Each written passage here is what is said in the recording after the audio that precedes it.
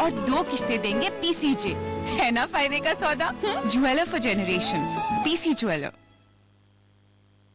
UTI Mutual Fund and CNBC TV18 present the Financial Advisor Awards 2012, powered by ICRA, 12th March, Mumbai. Presenting sponsor UTI Mutual Fund. Mutual fund investments are subject to market risks. Read all scheme-related documents carefully. Powered by ICRA. Partner Exchange MCX Stock Exchange, India's new stock exchange. Technology partner Miles Software, solutions for financial services.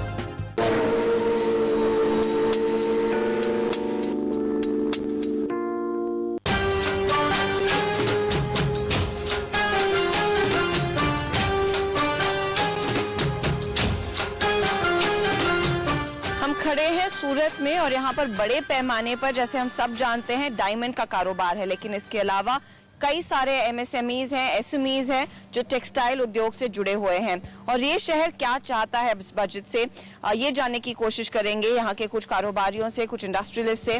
Rohit भाई, आप president है साधन Gujarat chamber of commerce के, आपको क्या लग रहा है सूरत जैसा जो इंडस्ट्रियल हब बना हुआ है, सरकार की ओर से क्या कदम उठाना चाहिए? सूरत को अगर नेशनली और इंटरनेशनली अगर कनेक्ट कर दे तो व्यापार यहाँ से जो हो रहा है, दोनों इंडस्ट्रीज जो है, डायमंड और टेक्सटाइल, दोनों को एयर कनेक्टिविटी की बहुत जरूरत है। आप टेक्सटाइल के कारोबार में, और हमने देखा है हमेशा टेक्सटाइल यूनिट्स को सरकार किसी तरह का डोज देती रहती है टफ के जरिए, वो क्या काफी रहा है और यहाँ के SMEs MSMEs तक पहुँचा है पैसा? हिंदुस्तान में नहीं, विश्व में सबसे सस्ता कपड़ा बनाता है। हम ये कहते हैं कि हम आम आदमी के लिए कपड़ा बनाते हैं, तो टफ का जो बेनिफिट है वो सूरत को ज्यादा से ज्यादा मिले। आप इनफैक्ट जेम्स एंड ज्वेलरी से जुड़े हुए हैं, यहाँ पर हमने देखा है गोल्ड के इंपोर्ट पर टैक्स बढ़ गया, लेकिन वो दूसरी कौन से कदम सरकार उठाए ताकि आपके लिए बिजनेस आगे बेहतर बन सके? इंपोर्ट के डायमंड को कस्टम ड्यूटी लगाई गई, तो मैं ऐसा मानता हूं कि जो कट डायमंड, पुराने डायमंड जो फॉरेन में पड़े हुए, उसको रिकट करने के लिए इंडिया में दोबारा लाया जाता है, तो उसके ऊपर ड्यूटी लगाई जा रही है। तो मेरे ख्याल से गलत एक तो एक्शन है। दूसरी बात, जो टर्नओवर टैक्स की बात चल रही है, तो मैं ऐसा मानता हूँ कि इतना बड़ा टर्नओवर होते हुए भी इस डायमंड के अंदर जो प्रॉफिट ऑफ परसेंटेज वेरी कम रहते हैं, और इसके अंदर अगर 4% जो टैक्स लगाया जाए या उससे ज्यादा भी लगा जाए, तो मेरे ख्याल से इस इंडस्ट्रीज को काफी प्रॉब्लम हो सकता है।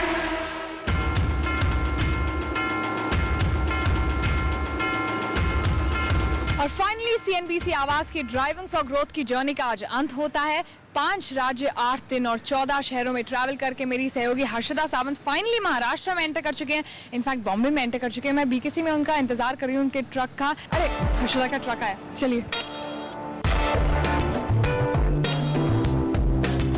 ओहो, वेलकम बैक। इतना अच्छा लग रहा होगा ना हर्षदा, इतने दिनों के ट्रैवल के बाद फाइनली वापस बॉम्बे आना। फाइनली मुंबई की हवा मुझे इससे पहले कभी नहीं अच्छी लगी थी, but I am enjoying it. लेकिन 8 दिनों के बाद ट्रैवल करने के बाद भी आप लोगों के मुंह पे थकान जैसी कुछ चीज महसूस नहीं हो रही?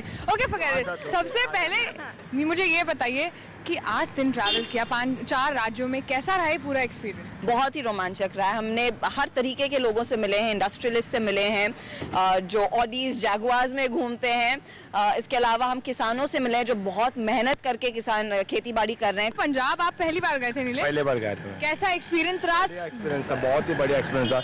8 डिग्री सेल्सियस से शुरू करके 34 पे खत्म किया हम लोगों ने।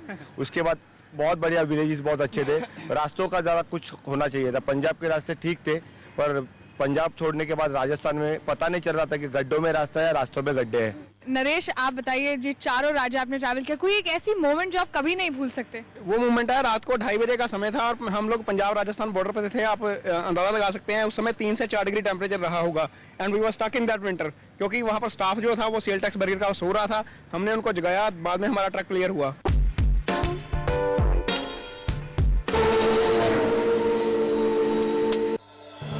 Presented by Mahindra Navistar, बदल रहा है भारतीय ट्रकिंग को, in association with Indus